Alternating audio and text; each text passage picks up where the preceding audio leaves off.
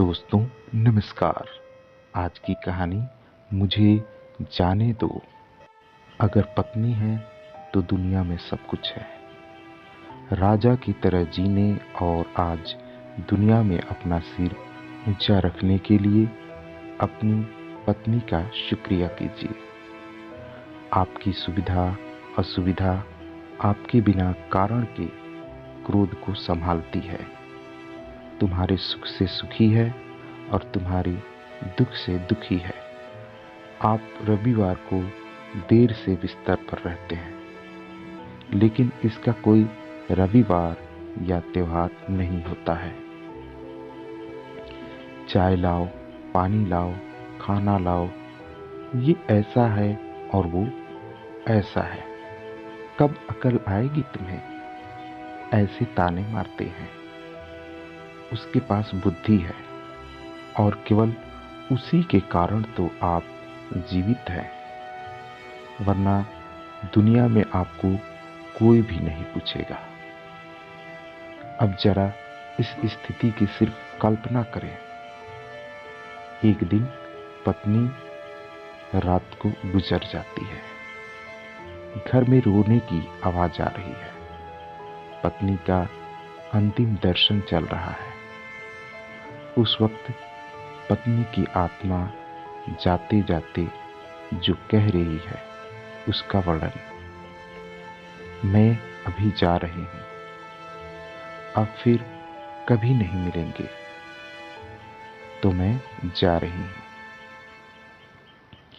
जिस दिन शादी के फेरे लिए थे उस वक्त साथ साथ जिएंगे ऐसा वचन दिया था, पर अचानक अकेले जाना पड़ेगा ये मुझको पता नहीं था।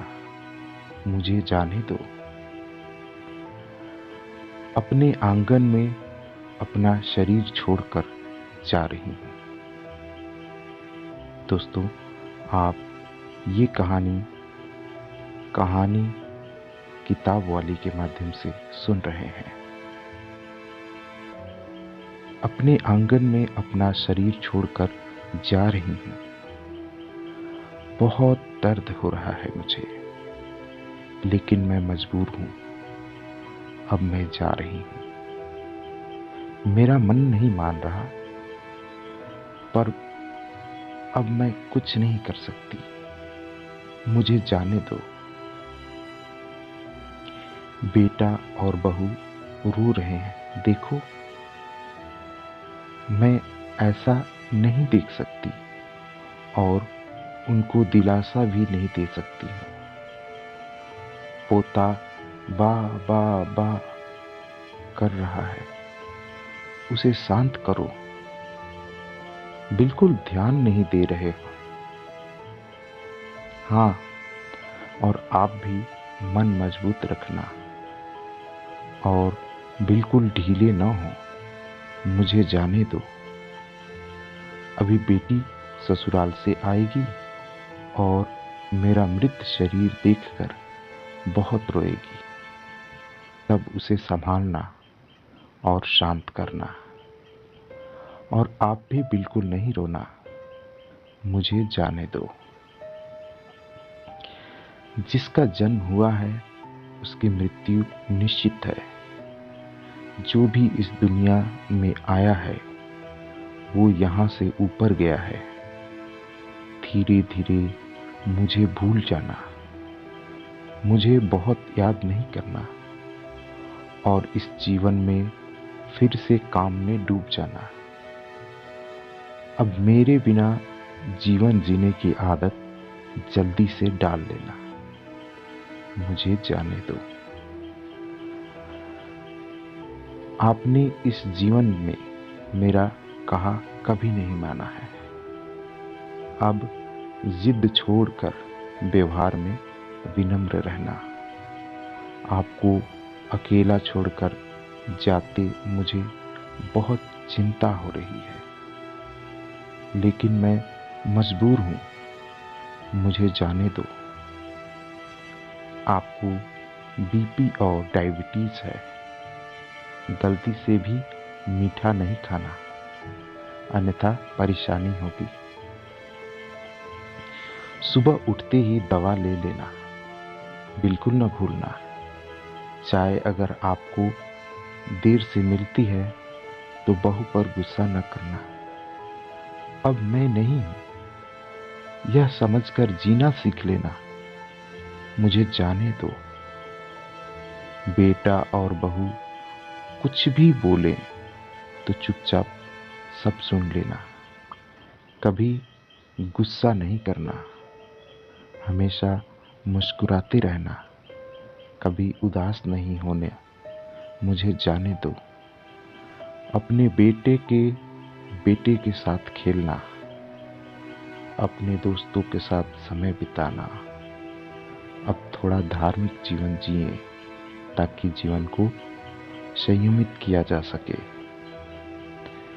अगर मेरी याद आए तो चुपचाप रो लेना, लेकिन कभी कमजोर नहीं होना। मुझे जाने दो। मेरा रुमाल कहाँ है, मेरी चाबी कहाँ है। अब ऐसे चिल्लाना नहीं, सब कुछ ध्यान से रखने और याद करने की आदत डालना। सुबह और शाम नियमित रूप से दवा ले लेना। अगर बहू भूल जाए तो सामने से याद कर लेना। जो भी खाने को मिले प्यार से खा लेना और गुस्सा नहीं करना। मेरी अनुपस्थिति खलेगी पर कमजोर नहीं होना।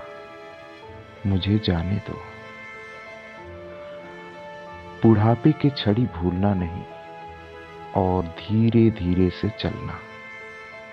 यदि बीमार हो गए और बिस्तर में लेट गए तो किसी को भी सेवा करना पसंद नहीं आएगा। मुझे जाने दो। शाम को बिस्तर पर जाने से पहले 1 लोटा पानी मांग लेना। प्यास लगे तभी पानी पी लेना।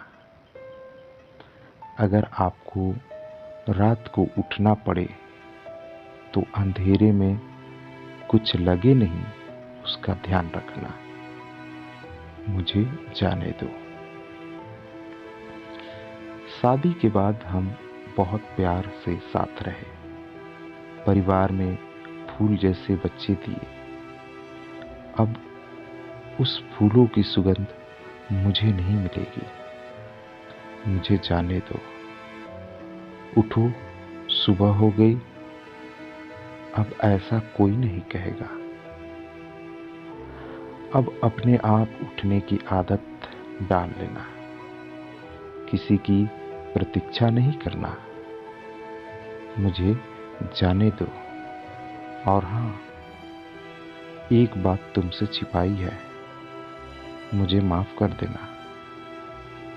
आपको बिना बताए बाजू की पोस्ट ऑफिस में बचत खाता खुलवाकर 14 लाख रुपए जमा किए हैं। मेरी दादी ने सिखाया था,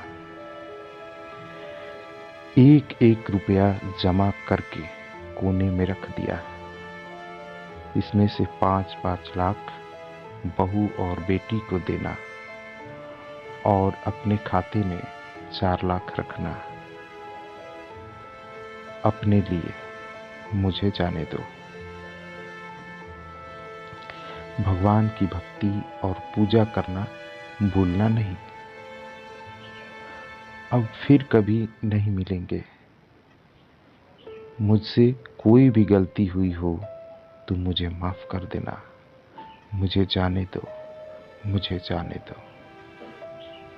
दोस्तों, ये थी एक पत्नी के लिए विचार।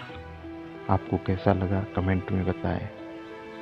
मिलते हैं आगे कहानियां लेकर। तब तक के लिए नमस्कार। जय हिंद। वंदे मातरम।